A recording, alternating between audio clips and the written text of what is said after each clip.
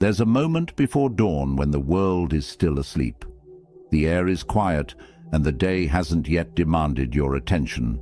In that fragile stillness, everything feels possible. A blank canvas waiting for your first brushstroke. Most people rush through life without noticing these moments. They wake, scroll, react, forgetting that each sunrise is a chance to begin again. But you're different. Something inside you is stirring. You're ready to break old patterns, to reclaim your focus, your energy, your peace. Transformation doesn't require monumental change. It begins with small, deliberate actions, ordinary steps taken with extraordinary intention. Marcus Aurelius said, "You have power over your mind, not outside events. Realize this, and you will find strength. This is your power." The way you start your day, the choices you make, the habits you form, they all shape your life. Over the next 7 days, we'll explore 5 simple habits that can change your energy, your clarity, and your focus. They'll help you stand firm when life shakes, calm your mind when emotions rise, and awaken a quiet strength you may have forgotten. Epictetus reminds us, "No man is free who is not master of himself." Freedom begins within, with discipline, awareness, and intention. These habits are your first steps toward mastery. So give this video your full attention. Don't scroll, don't multitask. Absorb each idea, each habit, and let it guide you toward transformation. If you're ready, take a deep breath. And let's begin with the first habit, the one that rewires your mornings, your mindset, and your momentum. Before we begin, claim your commitment. Type in the comments, "I rise, I focus, and I begin each day with purpose." Number 1, wake up at dawn and own the morning. The sun doesn't negotiate with the horizon, it rises every single day, without excuse, without hesitation. And in that simple, consistent act, there's a lesson that could change everything. The Stoics were dawn people, not because they romanticized sunrise, but because they understood something fundamental about human nature. The morning is when your willpower is strongest, when your mind is clearest, when the world is quiet enough to hear yourself think. Marcus Aurelius would begin his day before Rome stirred, preparing his mind for the chaos ahead. He knew that whoever wins the morning wins the day. But here's what most people don't tell you about waking up early. It's not really about the time, it's about the intentionality. It's about deciding that you get to dictate the terms of your day, rather than letting your day dictate them to you. When you hit snooze, you're not just delaying an alarm, you're making a statement. You're saying, "I choose comfort over commitment. I choose ease over evolution." And listen, I get it. Your bed is warm, the world is cold. 5 more minutes won't hurt, right?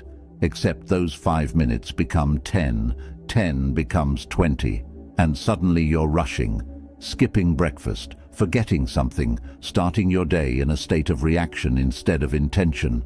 You've surrendered your power before you even stood up. Seneca wrote about the preciousness of time.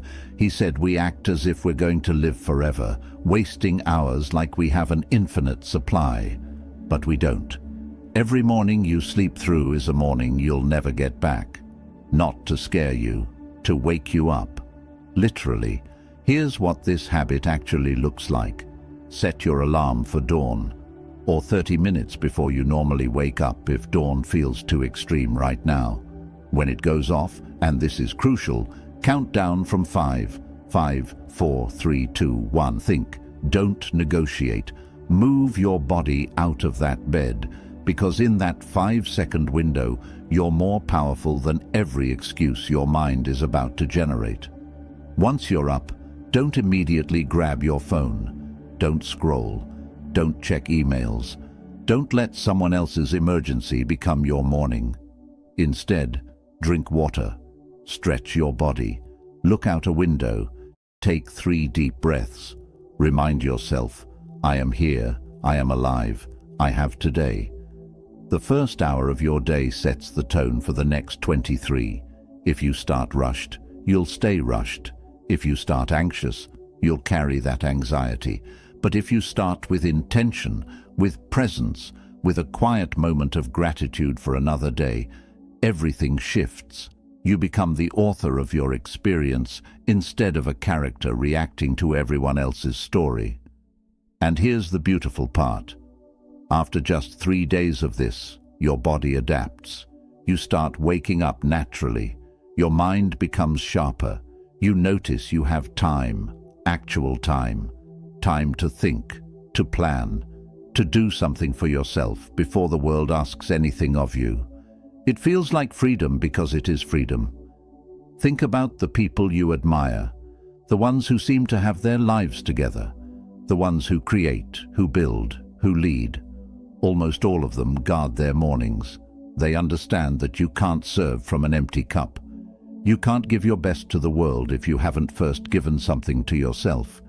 This isn't about becoming a productivity machine. It's about honoring yourself, about saying, I matter enough to wake up for. My dreams matter enough to give them the best part of my day, not the leftover scraps of energy at night when I'm exhausted. The Stoics practiced what they called premeditatio malorum, the premeditation of evils. Each morning, they'd mentally prepare for the challenges ahead, not to be pessimistic, but to be ready, to not be surprised by difficulty. When you own your morning, you create space for this kind of mental preparation. You armor yourself, not with denial, but with acceptance and readiness. 1 week, that's all I'm asking. 7 mornings where you rise with the sun, where you choose discipline over comfort, where you prove to yourself that you're stronger than your circumstances, and watch what happens.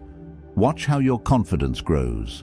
Watch how problems that seemed massive at night feel manageable in the morning light. Watch how you start to trust yourself again, because that's what this is really about. Trust. Every time you keep a promise to yourself, even a small one like waking up on time, you rebuild that trust. You become someone you can rely on. And that changes everything.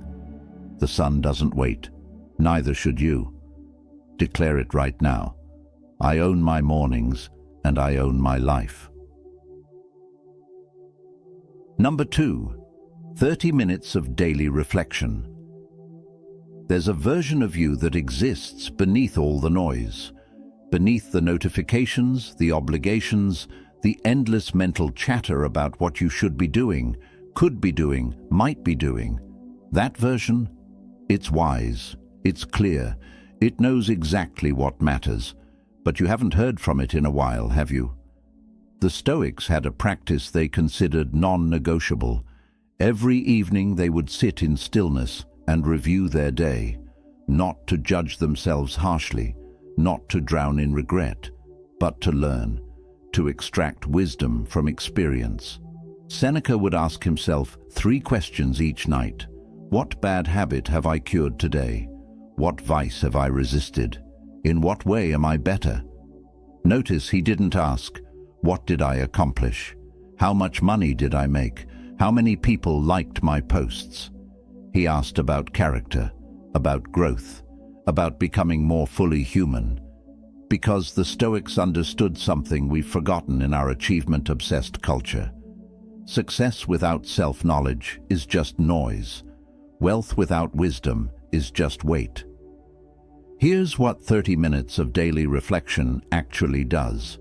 It creates a gap between experience and reaction. It gives you space to process instead of just consume. Most of us move through life like we're binge-watching a series. One episode after another, no pause, no processing, just on to the next thing.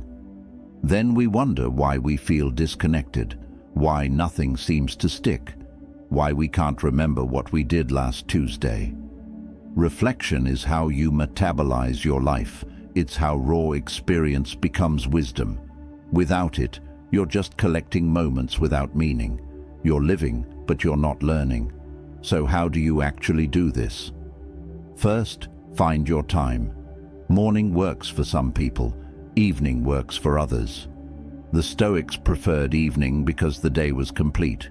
You could review it in full, but choose what works for your life. Consistency matters more than timing. Then, create a space. It doesn't have to be perfect, just quiet. No phone, no music with lyrics. Maybe a candle, maybe just natural light.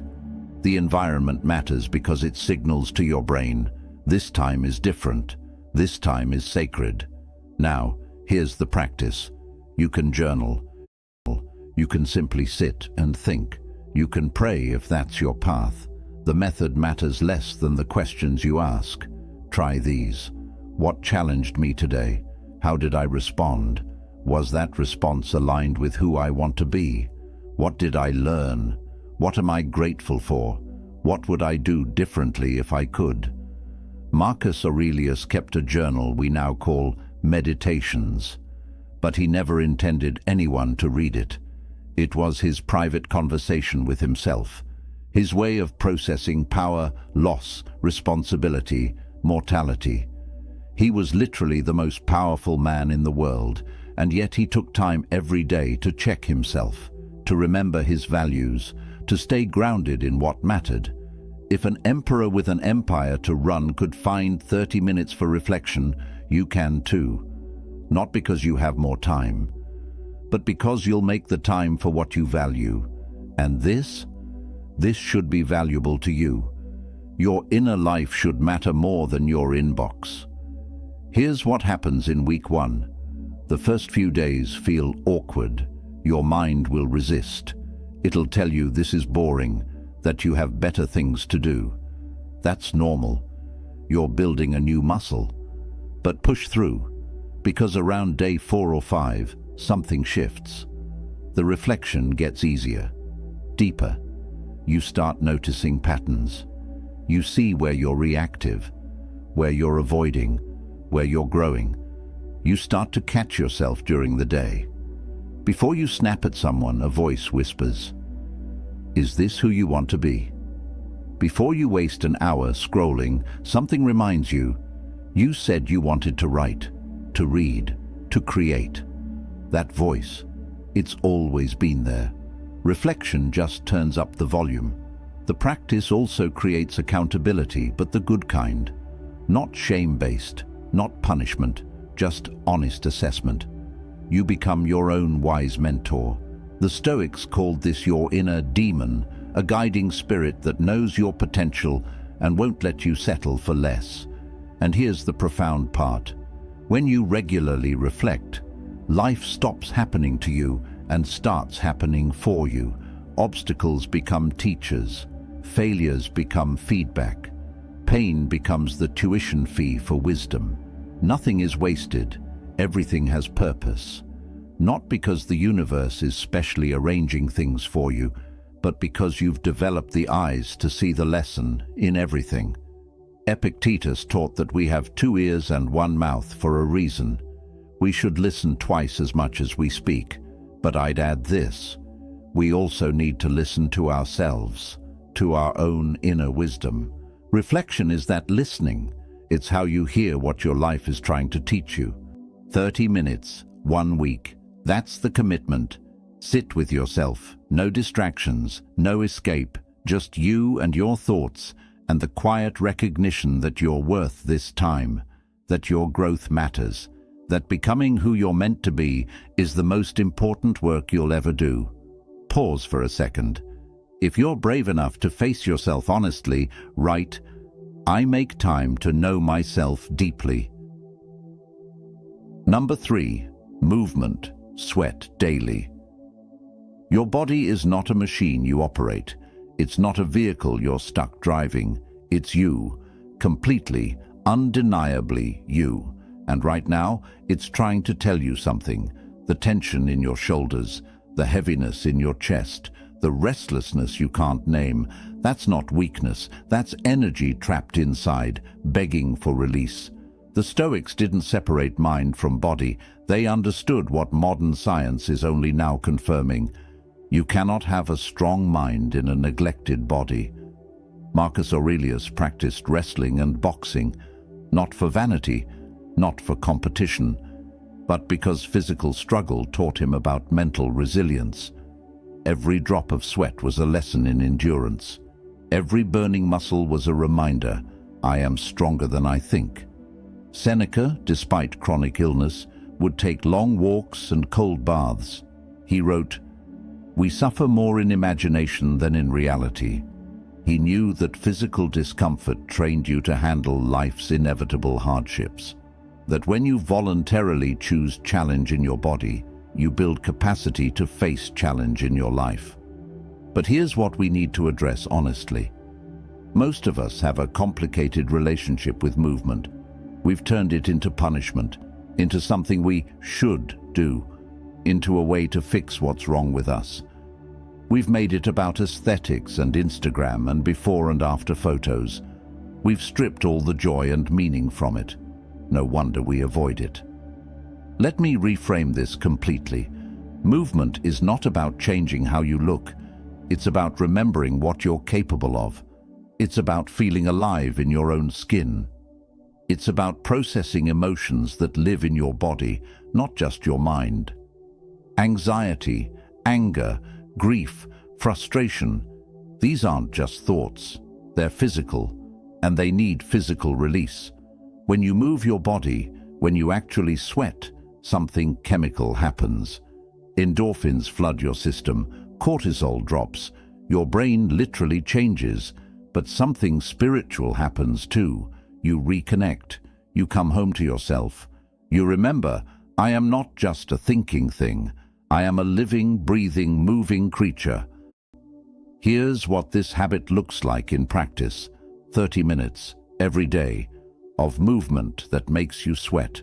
Not a gentle stroll, not stretching on your couch. Real movement, running, dancing, lifting weights, swimming, biking, jumping rope. Yoga that challenges you. Anything that raises your heart rate and reminds your body it was built for more than sitting. And I know what you're thinking. I don't have time. I'm not athletic. I'm too tired. I'm too out of shape to start. Every single one of those thoughts is your fear talking, not truth. Fear. Fear that you'll fail. Fear that you'll look foolish. Fear that it'll be hard. And you're right. It will be hard, especially at first. But here's the secret the Stoics knew. Hard is where growth lives. Comfort is where dreams go to die. When you choose the difficulty of exercise over the difficulty of regret, you're choosing yourself. You're saying, I am worth the effort. My health is worth protecting. My life is worth living fully. Start small if you need to. 10 minutes, 15, but do it every single day. Consistency builds the habit. Consistency rewrites your identity. You stop being someone who should work out and become someone who does. That shift, that's everything. The Stoics practiced voluntary discomfort. They'd sleep on hard floors, skip meals, expose themselves to cold. Not to be extreme, but to prove to themselves, I can handle more than I think. Your daily movement is that proof. Every time you push through when your mind says stop, you're building evidence. Evidence that you're disciplined, that you're committed, that you're someone who keeps promises to themselves. And let's talk about what happens mentally. You know that fog that sits on your brain, that heaviness, that sense of being stuck. Movement clears it, like wind clearing smoke.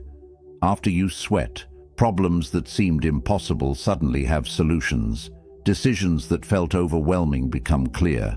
It's not magic, it's biology.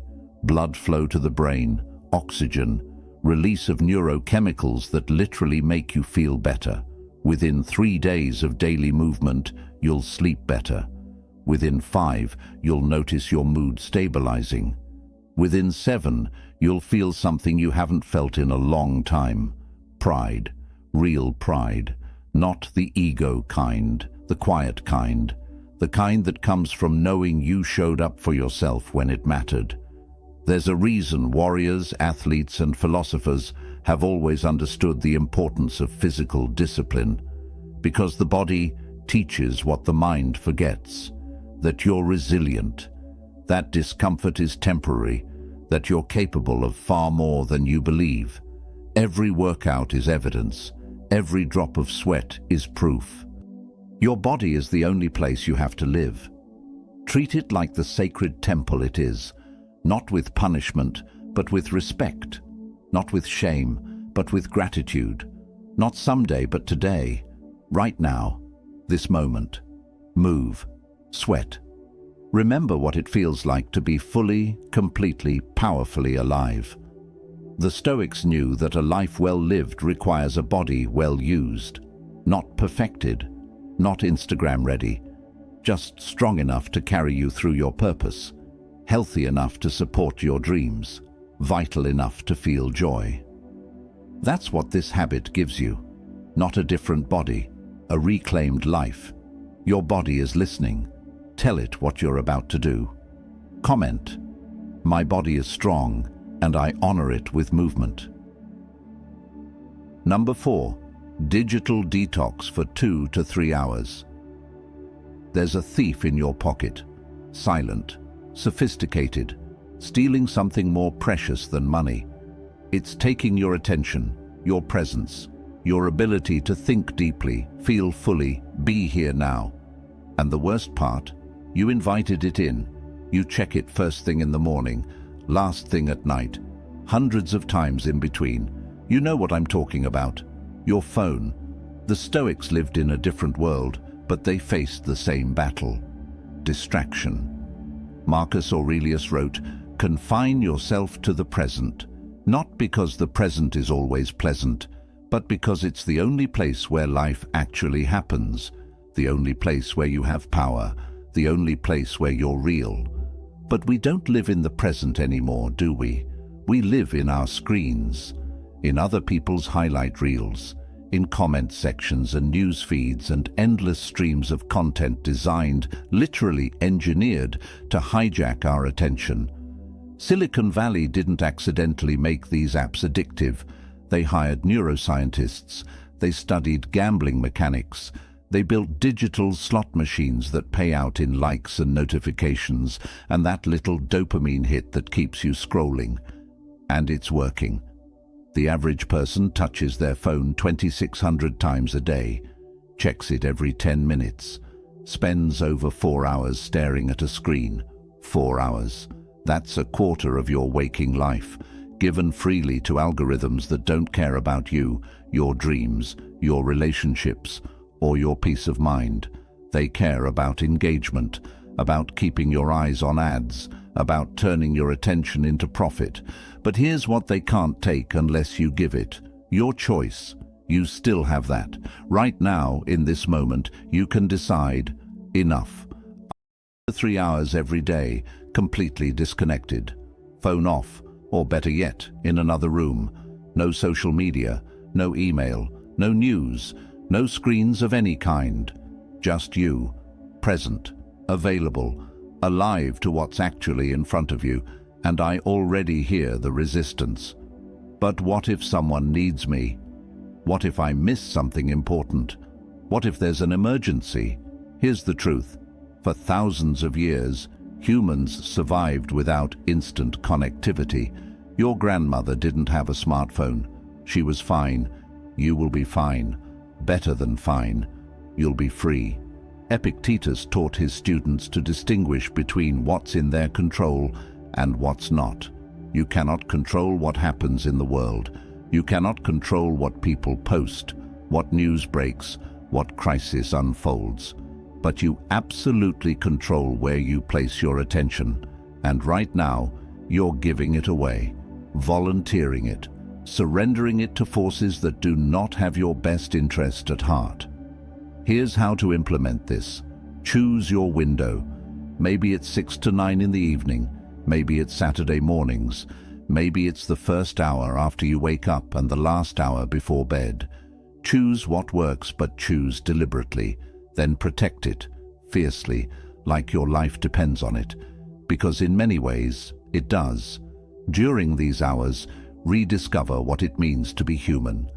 Read a physical book, have a face-to-face conversation, cook a meal with your hands, sit in silence, draw, write in a journal, take a walk without headphones, look at the sky, notice the details of your actual life, not the curated versions of other people's lives. The first day will feel weird. Your hand will reach for your phone automatically. You'll feel phantom vibrations. You'll experience something close to withdrawal because that's literally what it is. You're detoxing from an addiction, but don't quit. Breathe through it. Notice the discomfort without obeying it.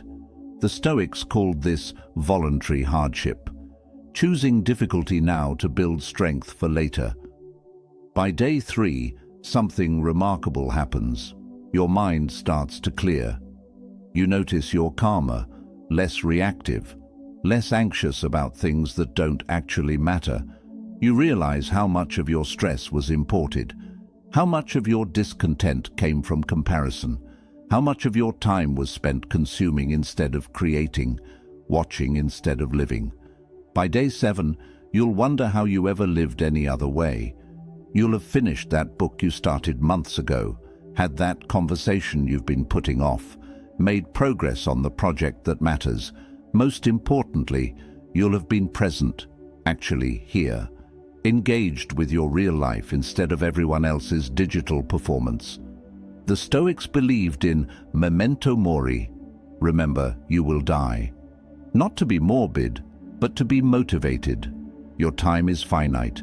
Every minute scrolling is a minute you'll never get back. Every hour lost to digital noise is an hour not spent on what matters, on who matters, on becoming who you're meant to be. Think about your deathbed, seriously. Imagine yourself at the end of your life, looking back. Will you wish you'd spent more time on social media, more hours reading news that made you angry about things you couldn't change? Or will you wish you'd been more present,